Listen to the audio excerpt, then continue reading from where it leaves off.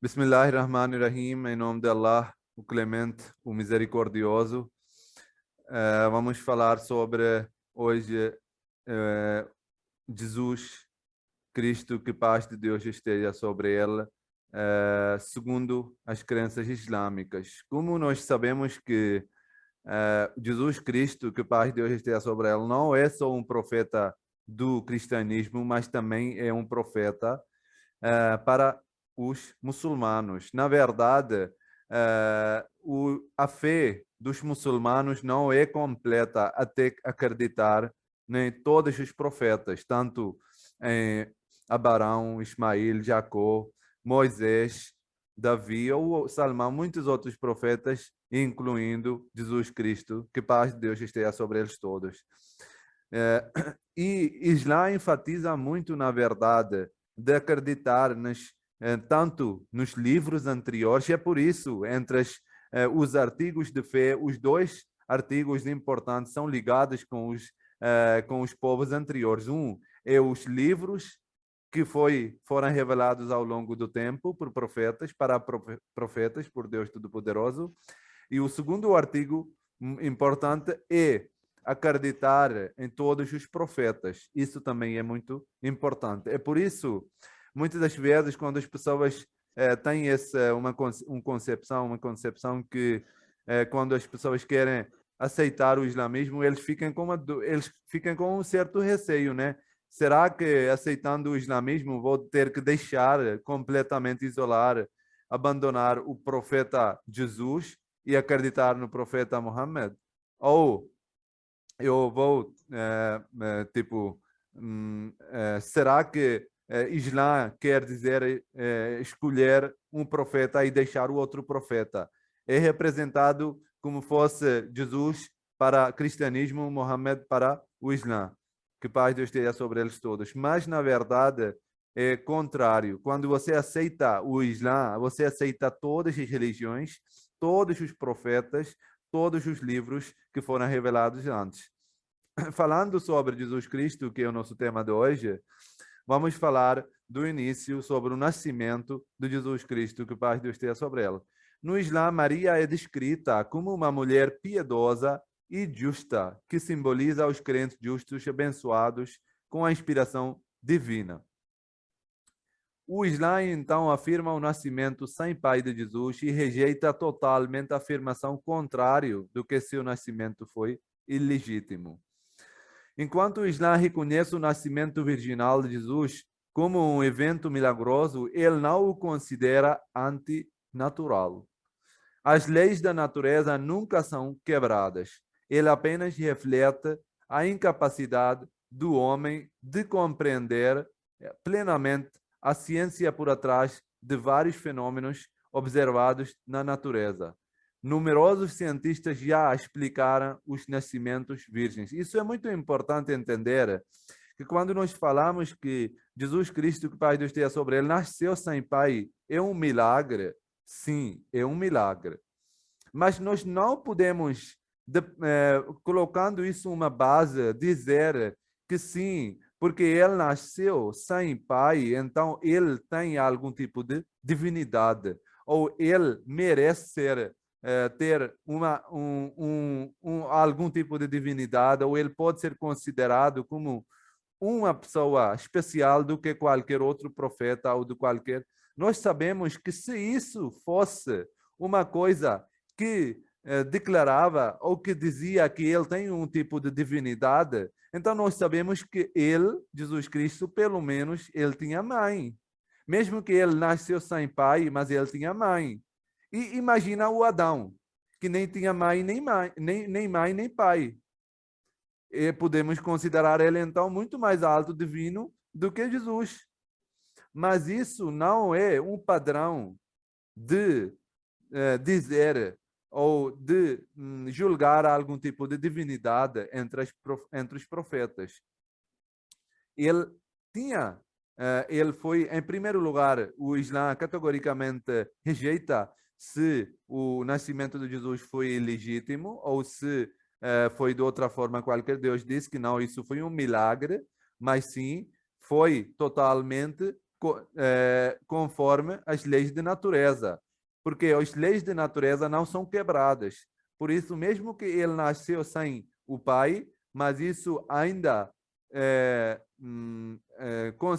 ainda o Jesus Cristo é considerado como um outro ser humano qualquer, e não tipo colocando ele acima de os outros profetas, acima de qualquer colocando uma divindade qualquer nele. No Islã, a concepção imaculada de Jesus não é interpretada como significando que ele foi, de alguma forma, um ser divino. Ele ainda era um ser humano e um profeta de Deus. Obviamente, entre as pessoas, tem vários níveis, né? Tem vários tetos, tem várias categorias, e ele era um escolhido de Deus, por isso foi um profeta, né? O profeta tem um nível mais alto do que qualquer outra pessoa. Ele é piedoso, ele é o justo, ele é o verdadeiro. Os profetas não pecam, não fazem pecados, entendeu? Por isso eles são considerados os mais altos. Mas mesmo assim, eles ainda são seres humanos. Divindade de Jesus Cristo. O Islã apresenta Jesus como um ser humano que adorava Deus único e acreditava na unidade absoluta de Deus. Ele mesmo acreditava na unicidade de Deus e ele adorava o Deus. Os muçulmanos consideram a doutrina da divindade de Jesus e da Trindade como mudanças posteriores aos ensinamentos de Jesus. O próprio Novo Testamento fornece provas abundantes para mostrar que Jesus era apenas um ser humano que Deus escolheu para a reforma do seu povo. E repetidamente contradiz a divindade de Jesus. Jesus sempre se referiu a si mesmo como tendo sido enviado por Deus. Então, ele várias vezes falou que ele foi enviado por Deus Todo-Poderoso, que criou, que é criador. E seus seguidores também o consideravam o homem provado por Deus. Deus mencionou a oração de Jesus no Sagrado Alcorão. Em boa verdade, Allah é o meu Senhor. Essas são palavras de Jesus que foram mencionadas no Sagrado Alcorão, que ele disse: em boa verdade, Allah é o meu Senhor e o vosso Senhor, de modo que adorai-o somente. Este é o caminho direto. Quer dizer que Jesus Cristo, que paz de Deus esteja sobre ele, adorava um Deus único, a quem tinha enviado ele mesmo. E por isso nós acreditamos que se ele adorava, ele precisava de adorar o outro ser, que era o Deus, que era o Criador.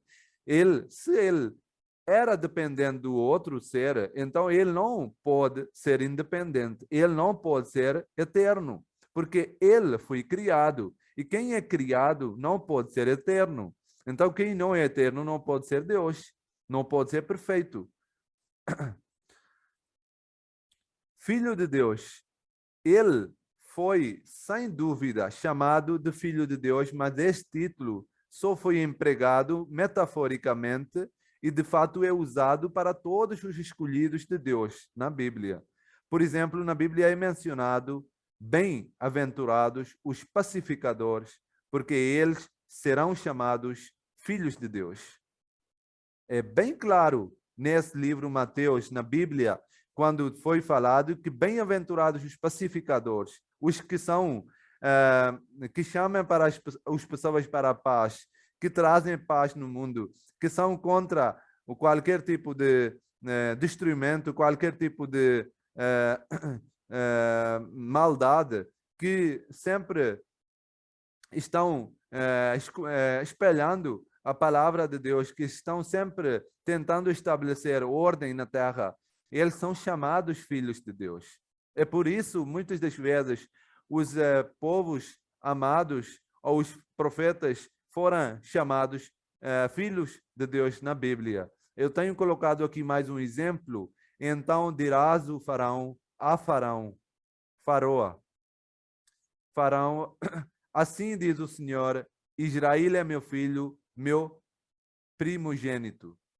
No Êxodo 4:22. Mais uma vez aqui, os filhos de Israel foram chamados filho de Deus. Por que isso foi chamado? Porque naquele tempo o povo era mais amado, em que chegava em que apareciam profetas. Então Deus os chamou como filhos de Deus.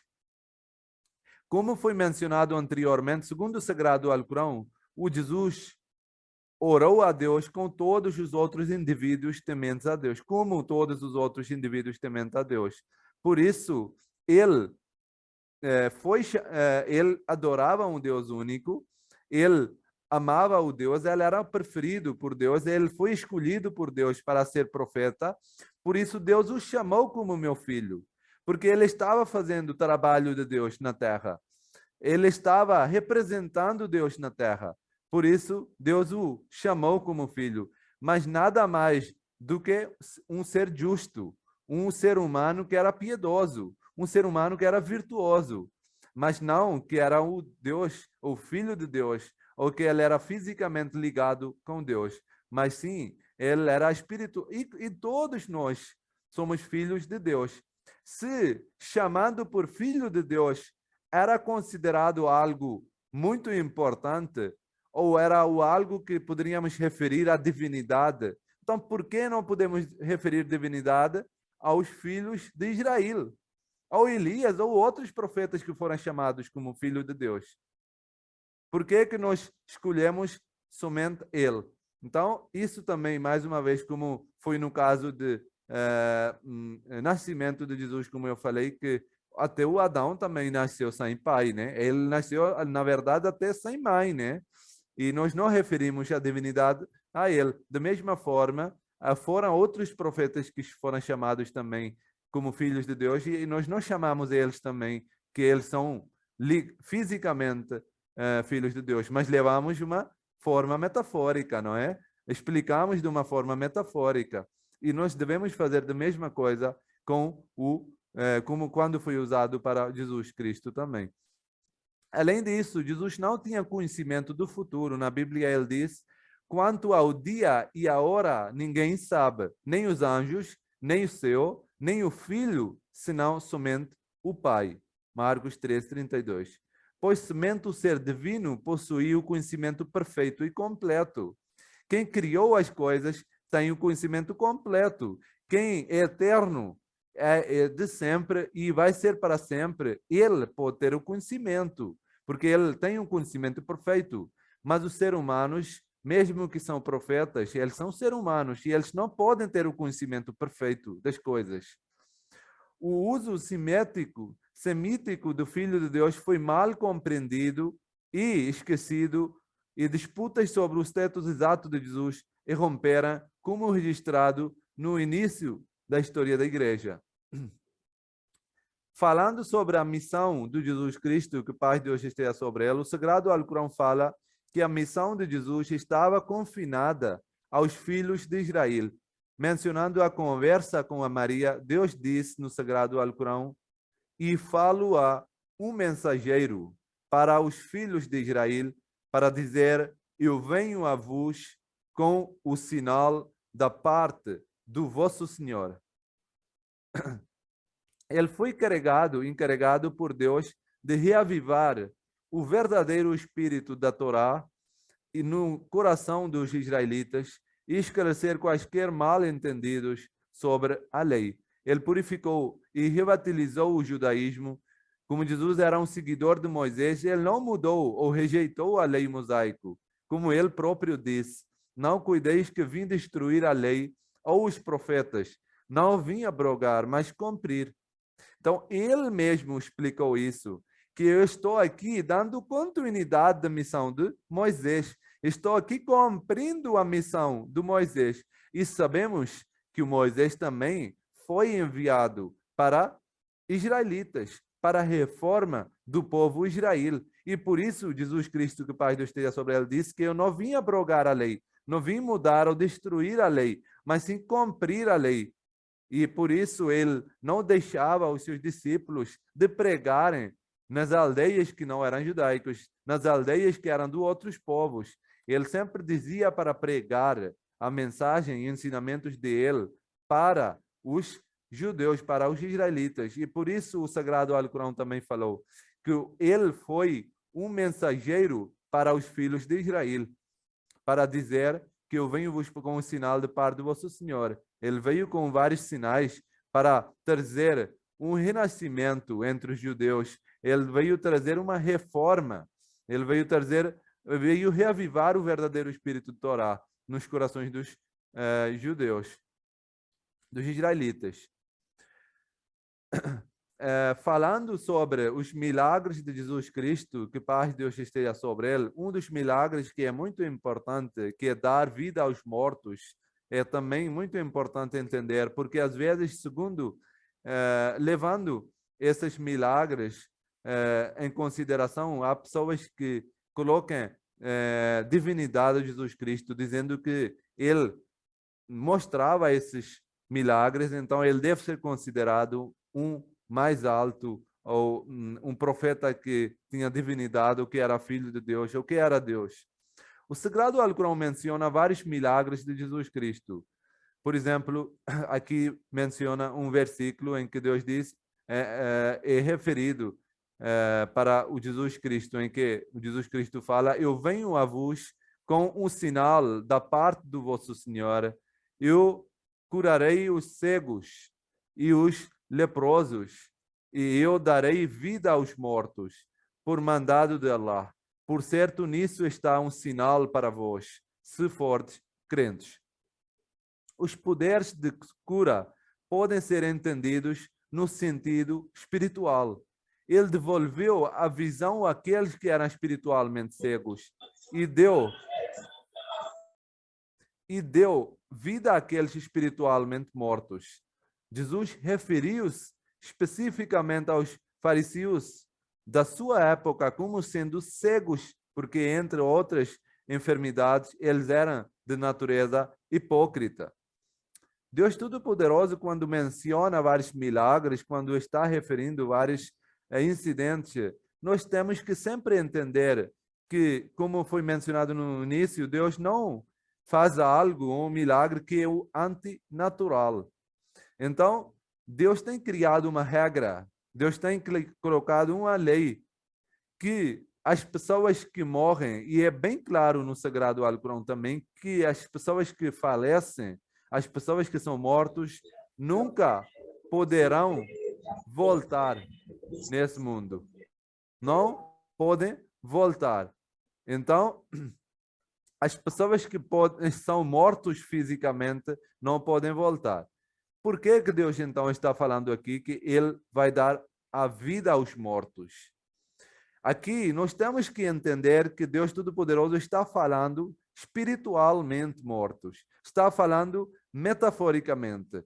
Que as pessoas que são mortos, que os corações das pessoas não mais são ligados com Deus, que perderam a ligação de Deus, perderam mais a noção do que é bom e o que é mal, perderam que nós devemos, essa sensação que nós devemos adorar o Deus único, e que não estão fazendo mais o bom e sempre estão inclinados para o mundo e para a maldade. Então, Deus disse que Jesus Cristo foi encarregado de dar vida a esses mortos. É por isso, especificamente, aos fariseus ele disse que eles são cegos, e não fisicamente cegos, mas sim espiritualmente. Por quê? Porque eles não conseguem ver os sinais de Deus. Eles não têm aqueles olhos com que eles podem ver os sinais, com que eles podem testemunhar a veracidade de Jesus Cristo. De fato, todos os reformadores de Deus são mágicos espirituais, pois os incrédulos são surdos, mudos e cegos, como Deus disse no Sagrado Alcorão também, no capítulo 2, o versículo 19, em que Deus disse que eles são cegos. Ele disse ao profeta do Islã: ô profeta, eles são cegos, eles são mudos, eles são surdos, não querem ouvir, não estão ouvindo, não estão vendo, não conseguem assistir ou testemunhar os sinais de Deus, não conseguem ver, não conseguem ouvir a recitação. Eles ouviam a recitação, mas não ouviam a recitação, porque o entendimento foi tirado, não tinha como raciocinar, como julgar, não tinha razão de ver que as palavras que Deus estava revelando, que os muçulmanos recitavam, eles não conseguiam entender ou não conseguiam ver a veracidade nessas palavras. No mesmo tempo, os muçulmanos conseguiam ver e testemunhar, lendo essas mesmas palavras, testemunhar a veracidade do Islã e a veracidade do Deus único. O sagrado profeta também ofereceu a vida e ressurreição de tal morte aos seus seguidores. Deus disse no sagrado Alcorão: ó vós que credes, respondei a Allah e ao mensageiro quando ele vos chama para que ele vos possa dar a vida. Então, deixou bem claro Deus aqui, que sempre que eu estou referindo dar a vida aos mortos para os profetas, não quer dizer que eles vão chamar os mortos, que são mortos fisicamente, e eles vão levantar e vão dar testemunha. Porque os profetas são enviados para os vivos, são enviados para os seres humanos, e não para os mortos que já faleceram. É por isso, nesse versículo, Deus disse que o santo profeta também foi falado que os muçulmanos devem ouvir a palavra do profeta para que eles possam viver, através dessas palavras, o profeta dá a vida, dá um revivamento, dá uma esperança para os muçulmanos. Eles conseguem de novo fazer coisas boas, virtudes e seguir corretamente Deus Todo-Poderoso. De fato, é difícil insistir na interpretação literal de todos os milagres bíblicos. Até mesmo o comentário bíblico de Harper, que tem autoridade, chega ao ponto de recomendar que o seguinte milagre relacionado com a ressurreição seja ignorado. E qual é esse milagre? Os túmulos se abriram e os corpos de muitas pessoas santas que haviam morrido mortos foram ressuscitados. Eles saíram de túmulos e após a ressurreição de Jesus foram para a cidade santa e apareceram para muitas pessoas. Mas nós vemos que isso fisicamente não pode acontecer. Se fosse acontecido, Jesus não precisava mais ninguém. Só essas pessoas que foram ressuscitados, que viveram, eles eram suficientes para ganhar uma comunidade grande de Jesus Cristo. Ele não precisava de mais seguidores, porque eles seriam os primeiros seguidores, porque foi Jesus que deu a vida a essas pessoas. Então, eles não teriam como não testemunhar a veracidade de Jesus. Mas vemos que ele não ganhou a popularidade, não tinha aqueles mortos que eram com eles. Ele, quando foi falado que ele deu a vida aos mortos, foi metaforicamente, que espiritualmente ele tentou espalhar os mandamentos de Deus para o seu povo, tentou explicar as coisas para ele. E isso é semelhante como dar a vida espiritualmente. O fundador da comunidade muçulmana Ahmadiyya expõe o significado deste verso em seu livro de referência, Jesus na Índia. Ele explica que a Bíblia está realmente relacionando os detalhes de uma visão espiritual.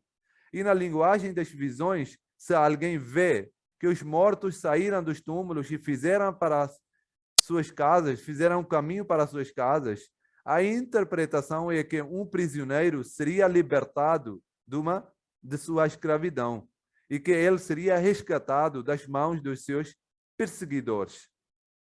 E só assim nós podemos aceitar. Nós não precisamos de negar esse milagre, né? Como foi aqui o comentário bíblico de Harper, que tem autoridade, chega a ponto de recomendar que o seguinte milagre relacionado à ressurreição seja ignorado. Nós não precisamos de ignorar, se a gente entender de forma correta. A gente só chega até esse ponto de ignorar os incidentes quando a gente não entende de forma correta. Mas se a gente entender de forma correta, não precisamos de ignorar os fatos. O outro assunto muito importante é sobre a crucificação de Jesus Cristo.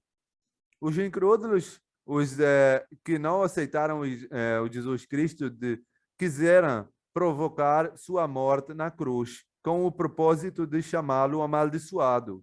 Amaldiçoado. De acordo com o pronunciamento de Deuteronômio, que declara aquele que é pendurado é amaldiçoado por Deus.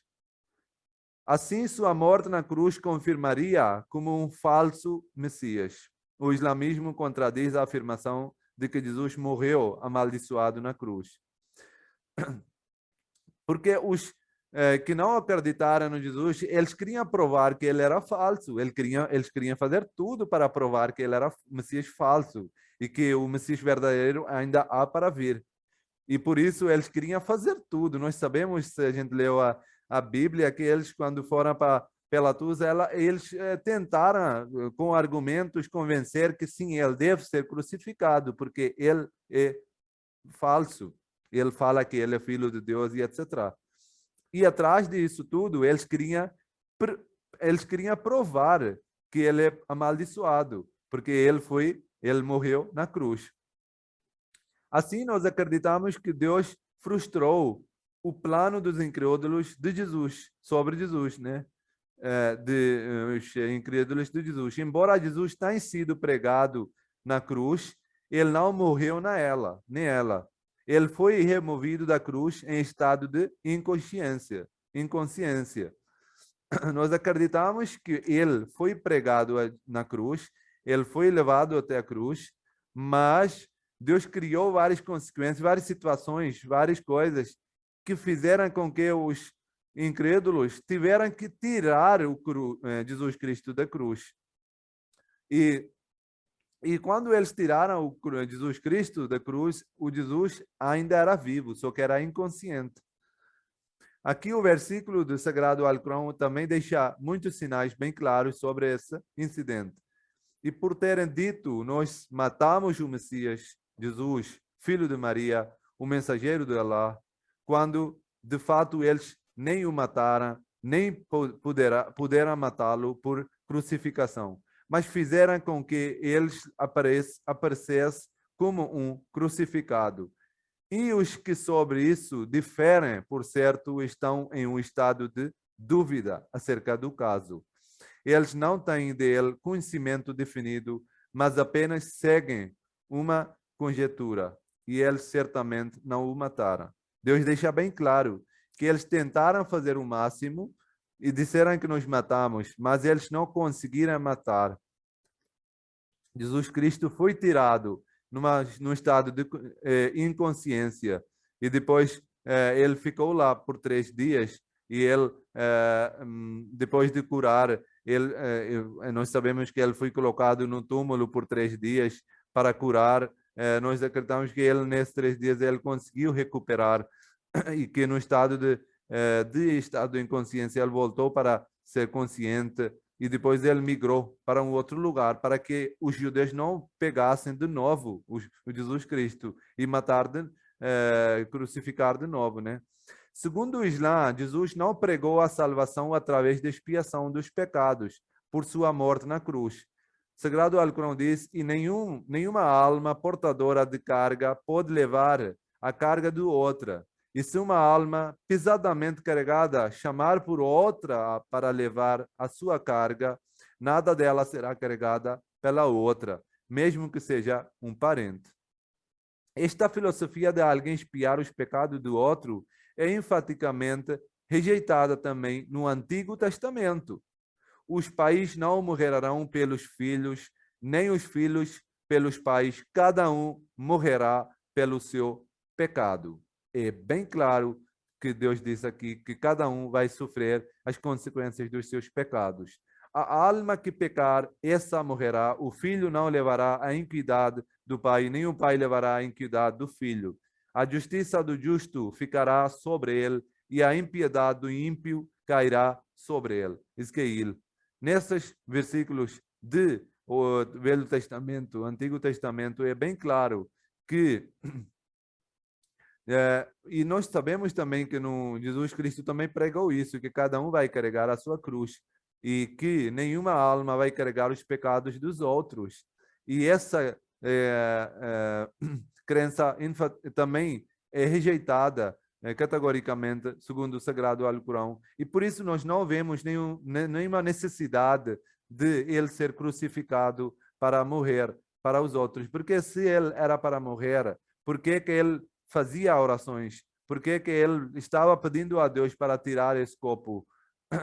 Por exemplo, acreditamos que Jesus ficou sob os cuidados dos seus devotos seguidores depois que ele foi removido da cruz. Ele foi colocado no túmulo, onde se recuperou de seu calvário. Os evangelhos também descrevem que Jesus ainda estava em seu corpo terreno de carne e ossos depois de sair do túmulo. Quando ele as orações deles foram aceitas, quando ele estava orando um dia antes de ser crucificado, que passa esse corpo de mim, esse momento de mim, eles foram aceitas essas orações, e aí ele depois ele foi colocado no túmulo por 3 dias, né? Mas ele ainda estava com o mesmo corpo. Ele disse: vejam as minhas mãos e os meus pés, eu sou o mesmo, toquem-me e vejam, um espírito não tem carne, nem ossos, como vocês estão vendo que eu tenho. Uma análise do período pós-crucificação descrito nos evangelhos revela que Jesus conduziu uma existência de baixo perfil. Ele viajou rapidamente para longe da localidade de crucificação. Ele teve que migrar, ele teve que ir daquele lugar, né? Para que eles não pegassem de novo ele, né? E nós também, por um outro sinal que ele teria que mostrar para o povo, temos essa certeza que ele era vivo quando foi tirado de cruz. Jesus profetizou que seu destino seria como o do profeta Jonas. Ele disse: uma geração perversa e adultera pede um sinal milagroso, mas ninguém o dará, exceto o sinal do profeta Jonas. Pois como Jonas esteve 3 dias e 3 noites na barriga de um enorme peixe, assim o Filho do Homem estará 3 dias e 3 noites no coração da terra.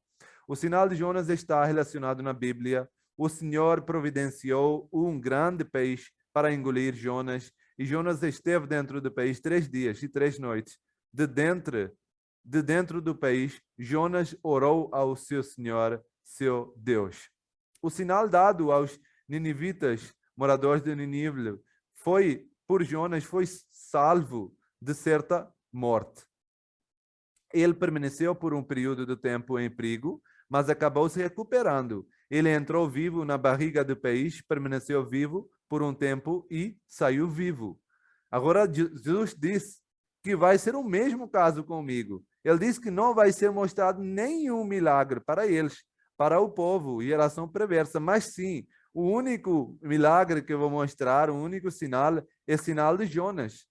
O mesmo destino foi profetizado para Jesus. Ele entraria vivo no túmulo, permaneceria vivo por dias e sairia vivo. Porque o sinal de Jonas era que ele, milagrosamente, mesmo que peixe engoliu, ele permaneceu vivo. E ficou lá por 3 dias vivo, e depois saiu vivo. Agora, se Jesus tivesse morrido, haveria poucas semelhanças com Jonas. Porque o milagre era ser vivo com essa, mesmo depois dessa perseguição, mesmo depois dessa dificuldade. A história de Jonas é uma história de sobrevivência e não de renascimento. Quando parecia que não havia como evitar os planos desonestos dos judeus para que ele fosse crucificado, Jesus orou fervorosamente para remover o corpo da morte na cruz.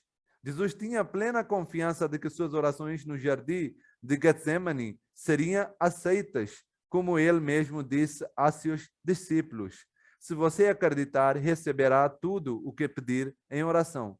A oração no jardim de Getsemane foi a oração mais importante e grande oferecida por Jesus e retratada de forma bastante viva nos evangelhos. É inimaginável que a oração não tenha alcançado o torno divino, especialmente porque Jesus ensinou aos seus discípulos o poder da oração. Então, a oração foi aceita e ele sobreviveu dessa cruz. Ele permaneceu, ele ficou inconsciente quando entrou no túmulo, mas era vivo. Se ele fosse morto, então ele não sobreviveu, como foi o Jonas. Não vai ter semelhança com o Jonas, com o sinal que ele disse que iria ter, né? Aqui. E depois de sair de túmulo, nós vemos aqui que ele tinha ele teria que migrar, ele teria que sair dali, porque senão eles iriam pegar de novo. E nós vemos que ele viajou para rapidamente longe da localidade de crucificação. E nós fizemos do filho de Maria e de sua mãe um sinal, nós os resgatamos para uma terra elevada, um lugar de repouso, com mananciais de água corrente. Então Jesus diz-lhe, na Bíblia também diz, Jesus diz-lhe, não temeis, ide dizer a meus irmãos que vão a Galileia e lá me verão. Quer dizer, Jesus teve que migrar dali rapidamente para que eles não podem pegar eles. E segundo o versículo do Sagrado Alcorão, ele foi para um lugar, o destino era um lugar de repouso com mananciais de água corrente.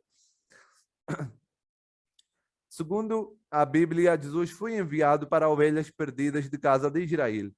Das 12 tribos de Israel, apenas 2 estavam na região onde Jesus pregou. As outras 10 tribos, como resultado do exílio, estavam domiciliadas nos países orientais, especialmente no Afeganistão e Caxemira. Era imperativo que Jesus migrasse para o leste para completar a sua missão. Há provas irrefutáveis de que o povo do Afeganistão, Caxemira e regiões vizinhas são de descendência israelita. Suas características físicas, línguas, folclore, costumes e festivais atestam sua herança israelita. Em outro versículo sagrado do Alcorão, dá pistas em sua viagem a Caxemira. Ele diz, e nós demos a Jesus e sua mãe refúgio em um lugar elevado, seguro e regado com mananciais, como foi explicado no outro versículo que também recitei agora. A palavra de refúgio em lugar elevado que foi usado aqui é ava, em árabe. E a palavra ava, usado em árabe, significa a oferta de um refúgio contra um perigo. Então, Deus deu um refúgio contra o perigo que eles tinham, a mãe do Jesus e o Jesus Cristo, por causa dos judeus, que eles poderiam pegar ele de novo e tentar crucificar.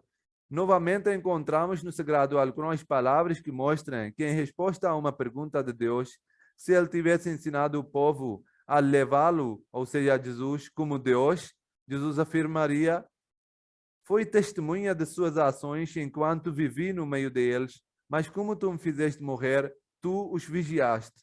Ele disse, isso é a conversa de Deus com o Jesus, que Deus pergunta, foi você que falou para o seu povo de adorar o Jesus como Deus? Ele disse que não, eu não disse nada a eles.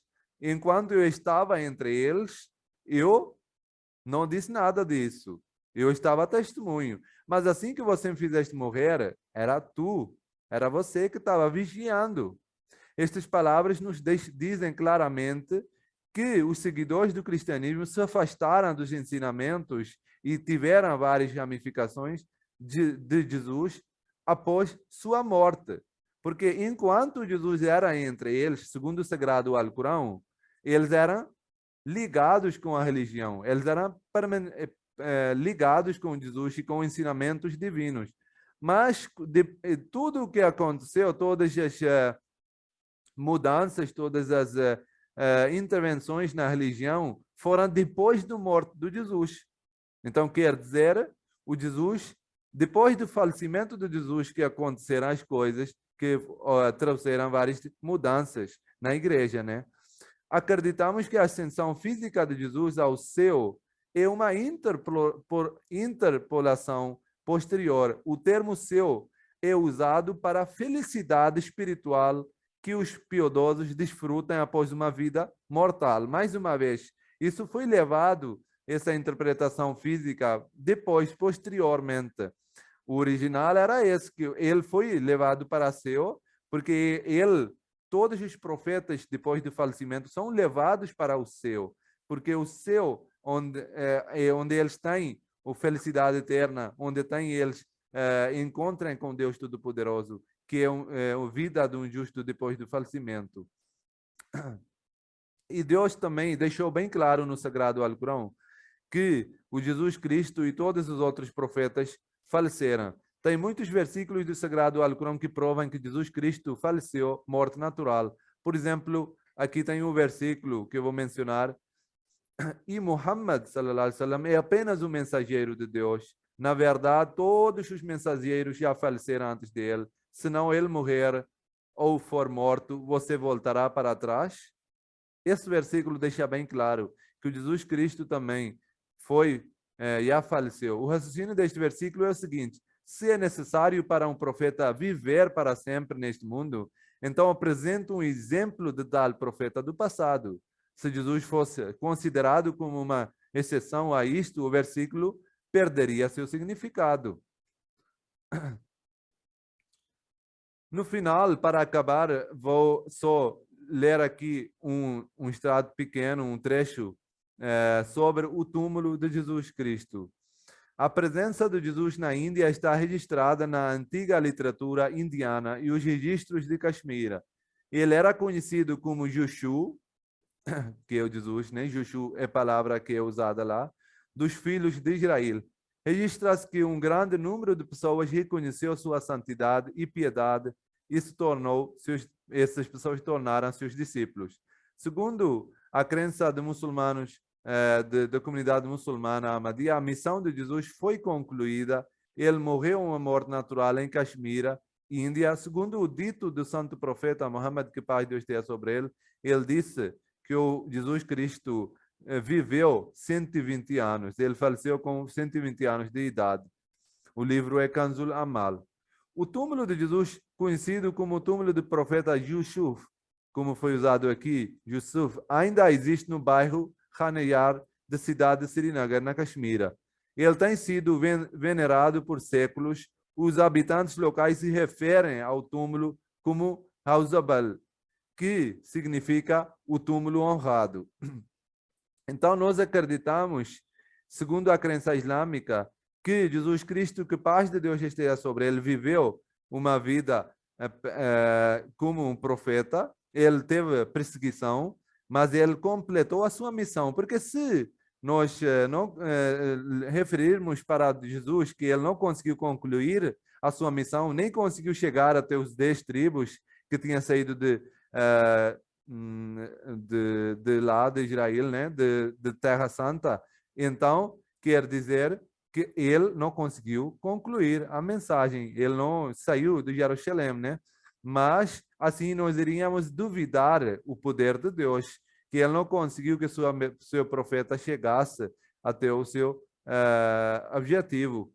Mas acreditamos que ele teve perseguição, ele até foi tentado, até o profeta Muhammad, pessoas tentaram matar ele. Ele teve que migrar ele teve que pegar o refúgio numa caverna, ficou lá vivo 3 dias.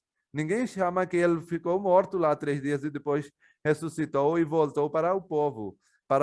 Ele teve que migrar. Vejam só a semelhança com o santo profeta também.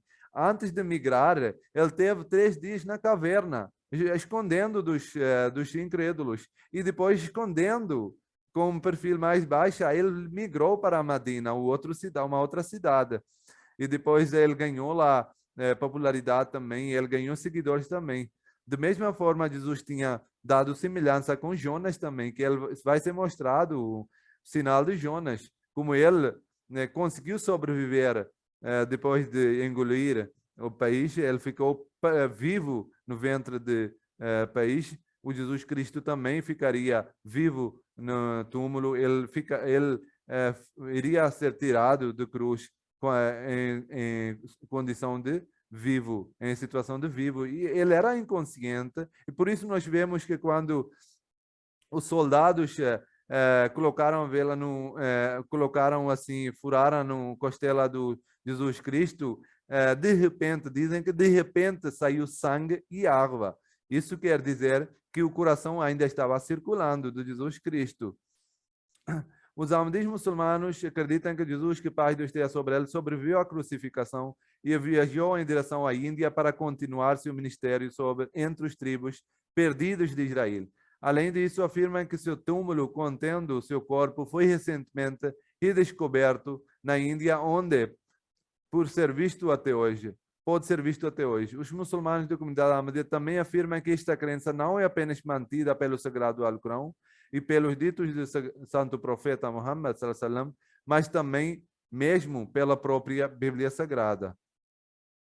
Então, essa é a crença de Jesus Cristo, sobre Jesus Cristo, segundo o Sagrado Alcorão. Muito obrigado. Jazakumullah. Assalamu alaikum wa rahmatullah.